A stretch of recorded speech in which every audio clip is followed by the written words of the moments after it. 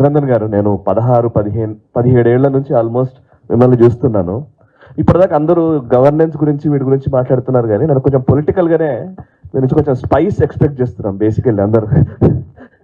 So 16 ఏళ్లకెళ్ళి TRS పార్టీలో మీరు ఉన్నప్పుడు మీరు కేసీఆర్ గారు లేకపోతే ఆయన చెప్పిన మాటని చాలా స్పష్టంగా ప్రజల్లోకి తీసుకెళ్లడంలో మీ పాత్ర చాలా అద్భుతంగా ఉండేది. ఆ తర్వాత టిఆర్ఎస్ పార్టీ నుంచి బయటకు వచ్చారు.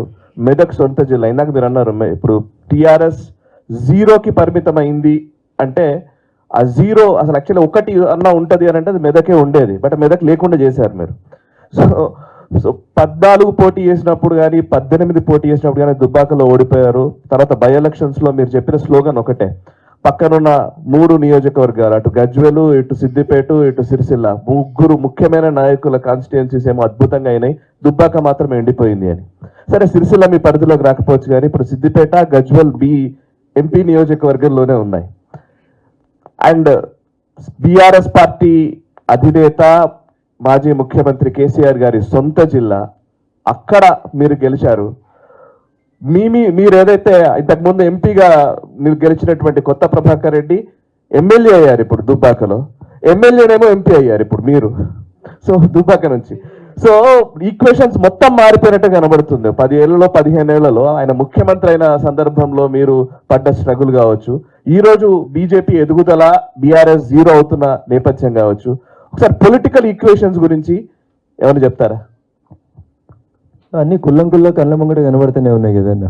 మనుషుల్ని మనుషులుగా చూడకుండా అహంకారపూరితంగా వ్యవహరించినటువంటి వ్యక్తులు ఎవరైనా, ఈ రాష్ట్రం ఆ రాష్ట్రం ఏ రాష్ట్రం అని తేడా లేకుండా మనుషుల్ని కనీసం మనుషులుగా గౌరవించలేనటువంటి, ఎమ్మెల్యేలను కలవలేనటువంటి, మంత్రులను చూడలేనటువంటి ముఖ్యమంత్రులు మాకొద్దని ప్రజలు చాలా స్పష్టంగా తీర్పిస్తారనేది ఉభయ తెలుగు రాష్ట్రాల లోపల చాలా స్పష్టంగా కనబడింది.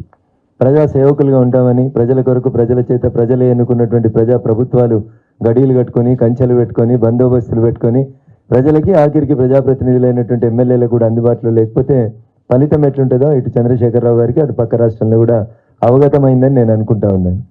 సో భారతీయ జనతా పార్టీలో చేరిన నాటి నుంచి మీరు అన్నట్టు మా మెదక్ జిల్లాలో పార్టీ లేదని కాదు, పార్టీ నేను మళ్ళీ చెప్తా ఉన్నా మీకు.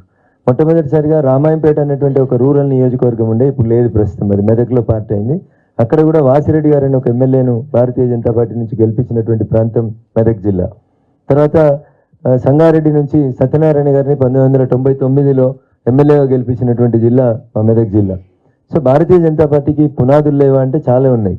నక్సల్బరీ మూవ్మెంట్ బాగా జరుగుతుంటే తుపాకులు పెట్టి జెండా దించుతావా సస్తావా అంటే సచ్చీరు కార్యకర్తలు కానీ ఏ రోజు కూడా వామపక్ష తీవ్రవాదుల కోసం జెండాలు దించినటువంటి జిల్లా మా మెదక్ జిల్లా. దురదృష్టం సరైనటువంటి నాయకత్వం లేక, నడిపించడం లేక, రకరకాల కారణాల చేత కొంత వెనుకబడినప్పటికీ తిరిగి మేము పుంజుకున్నాం. ఇప్పుడు భవిష్యత్తు లోపల జహీరాబాద్, మెదక్ 2 పార్లమెంట్లు, జిల్లాలో ఉన్నటువంటి 10 అసెంబ్లీలను గెలవడానికి అనుకూలంగా మేము సైన్యాన్ని ప్రిపేర్ చేసుకుంటూ వచ్చినాం. దాంట్లో మొదటి దుబ్బాకలో కొంత సఫలీకృతున్నైన నేను, తర్వాత మెదక్ పార్లమెంట్ పరిధి లోపల ఉన్న మా కార్యకర్తల కృషి, వారి లోపల వచ్చినటువంటి కసి, పట్టుదల, ఈ 2 వెరిసి మేము మెదక్ పార్లమెంట్ స్వాధీనం చేసుకోవడం జరిగింది. ఇక్కడ కార్యకర్తలకు కావాల్సింది ఒక ధైర్యం, ఒక విశ్వాసం. మాకేమన్నా వస్తే ఎవరుంటారు అనేటువంటి ఒక పంచాయతీలోంచి మన మెదక్లో అనుకోకుండా బక్రీద్ కంటే 2 రోజుల ముందు భారత ప్రభుత్వం ఇచ్చినటువంటి జీవోను అమలు చేయమన్న సందర్భంగా జరిగిన కత్తిపోట్ల సంఘటనలో నేనే మళ్ళీ అడ్వకేట్గా పోయి కోర్టు వాదిస్తే నిన్న బెయిల్ వచ్చింది. కానీ దురదృష్టం ఏంది, తెలంగాణ పోలీసు వాళ్ళు ఒక ఎఫ్ఐఆర్ దాచిపెట్టి ఇంకొక కేసులో వీళ్ళు ముద్దాయిలు, వీళ్ళని రిలీజ్ చేయొద్దని నిన్న బెయిల్ వచ్చిన తర్వాత సాయంత్రం 5 గంటల తర్వాత జడ్జి గారి దగ్గరకు పోయి మళ్ళీ ఒక పిటిషన్ మూవ్ చేసి వీళ్ళని కస్టడీలోకి తీసుకునే ప్రయత్నం చేసిండ్రు.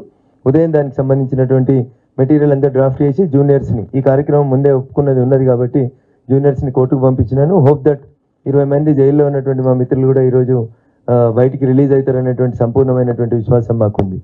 సో భారతీయ జనతా పార్టీ కార్యకర్తగా పార్టీ ఇచ్చినటువంటి లక్ష్యాలను ముందు పెట్టుకొని పోయి కాశ్మీర్ నుంచి కన్యాకుమారి దాకా ప్రతి బూత్ గెలవడమే మా లక్ష్యంగా మేము ముందుకు పోతా ఉన్నాం సార్. దాంట్లో భాగంగా త్వరలో జరగబోయేటువంటి లోకల్ బాడీ ఎన్నికలకి కార్యకర్తల్ని సన్నద్ధం చేస్తూ ఇప్పటికే దాదాపు అన్ని అసెంబ్లీ నియోజకవర్గాలలో మీటింగ్స్ అన్ని పూర్తి చేసుకొని వచ్చినాం సార్. ఖచ్చితంగా పార్టీని ఎదిగేందుకు చూస్తాం. బీఆర్ఎస్ అనేది మనం సినిమాలలో, ఇంగ్లీష్ సినిమాలో ఒక సినిమా ఉంటుంది సాయి గారు, టైటానిక్ అని వినుంటారు మీరు.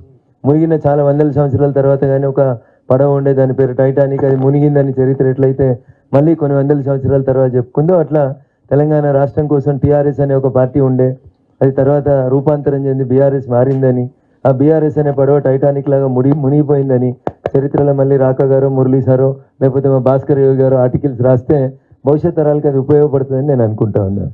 సో బీఆర్ఎస్కి ప్రజలు టీఆర్ఎస్ బీఆర్ఎస్ అయినప్పుడే బీఆర్ఎస్కి సిఆర్ఎస్ ఇచ్చిండ్రు. భారత ప్రభుత్వం బాగా ఎక్కువగా అవినీతికి పాల్పడుతున్నటువంటి అధికారుల పట్ల ఉపయోగించే విధానం పేరు సిఆర్ఎస్, అంటే కంపల్సరీ రిటైర్మెంట్ స్కీమ్ అని ఒకటి ఇస్తారు. ఈరోజు తెలంగాణ సమాజం టీఆర్ఎస్ పార్టీకి సిఆర్ఎస్ ఇచ్చి, సార్ నువ్వు వ్యవసాయం చేసుకుంటే మంచిది, బాగా కూరగాయలను ఎట్లా పండించాలనేది రైతులకు నేర్పించమని ఆయనను పంపించింది సార్. ఇంకా టీఆర్ఎస్కి పునర్జీవనం రాదనే నేను